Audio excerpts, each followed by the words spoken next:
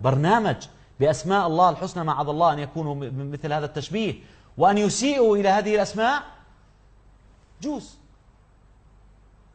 كلكم بتحكوا هيك، بس لعلمكم على قنواتكم، على قنوات أبنائكم، في هذا البرنامج موجود ويعرض. وللأسف منتج أو يعني صاحب الفكرة في هذا البرنامج الذي شكر من قبل الرئيس باراك أوباما شخصيا هو عربي من الكويت. وبتشوفوا كمان شوي هذا الفيديو القصير، وبعديها رح ننتقل مباشرة إلى محور الحلقة ونتلقى الاتصالات عليها حتى يكون الحوار فيه تفاعلية أكثر. وبدي أذكر أنه المدارس الخاصة ومهرجان الألوان هم على بند هذا البرنامج.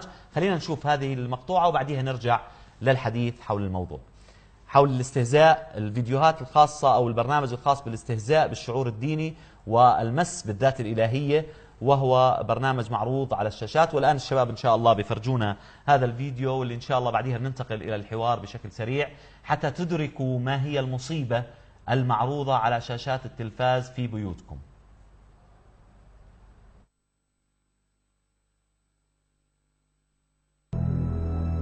يقال إنه يمكن لظلام العالم أن ينجلي بنور قلب طاهر واحد.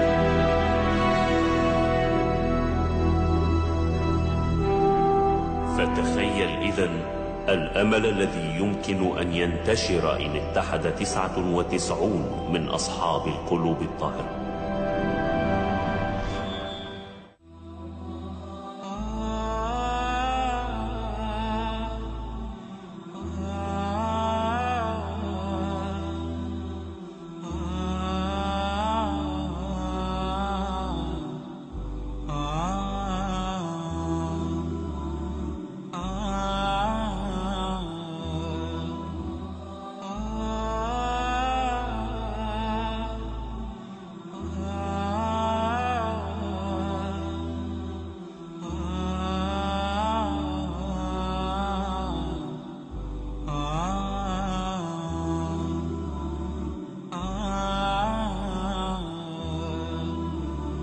إننا نحاول حمايتك، ألا ترى ذلك؟ بلى، ولكن من ماذا؟ أعتذر منك يا جو، فأنا أنسى أحيانا أنه لم يتم الكشف عن تاريخ أحجار النور لحامليها بعد. أحجار النور؟ نعم، أحجار النور يا جو. حجرك واحد من تلك الأحجار 99 التي تمنح حاملها قوة خارقة. نطلق على نواف اسم جبار لأن حجر النور الذي يملكه يجعله قويا. أما حجري فيجعلني أرى النور، لذا ينادونني نورا. إذن من أنا؟ من الآن أنت ضار. أنا ضار؟ رائع، هذا يعني أنني مؤذن. هاها بالتأكيد.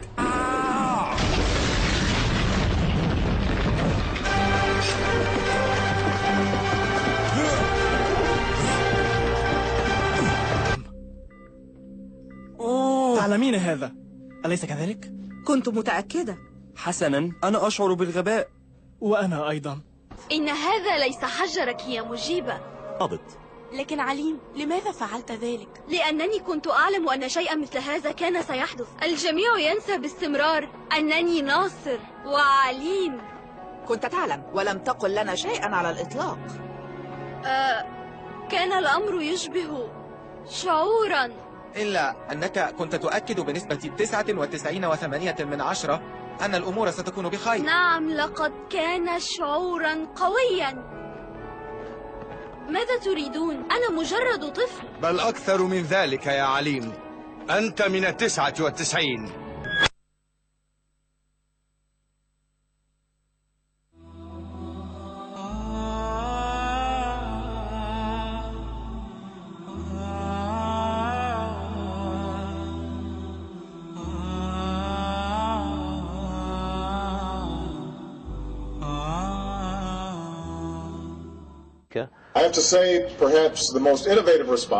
يجب القول إن الفكرة المبتكرة كانت من قبل الدكتور نايف المطوع من الكويت الموجود بيننا الليلة.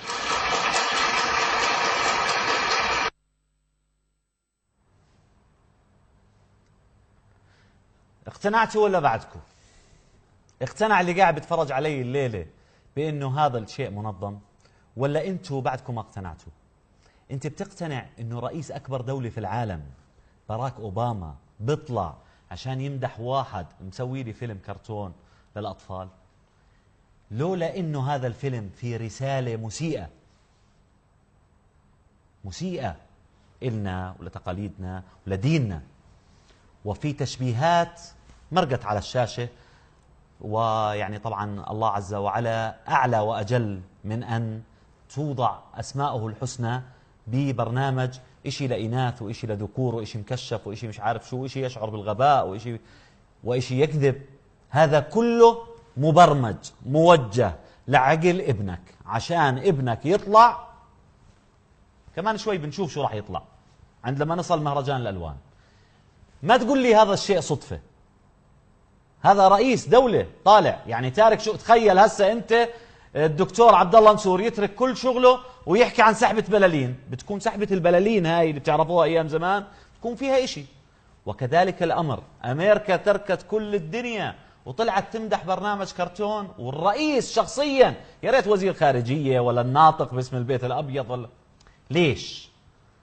بدهم إيانا ننحل، بدهم إيانا نترك ديننا، بدهم إيانا نصير شعب يشجع الإباحية، نصير شعوب تسعى إلى الإباحية وتحللها وتبتعد عن دينها. وهنا أقصد الدين الإسلامي والمسيحي يعني وكل العرب، سواء بالدين الإسلامي أو الدين المسيحي. وأركز على الدين الإسلامي لأنه الرسالة واضحة وصريحة.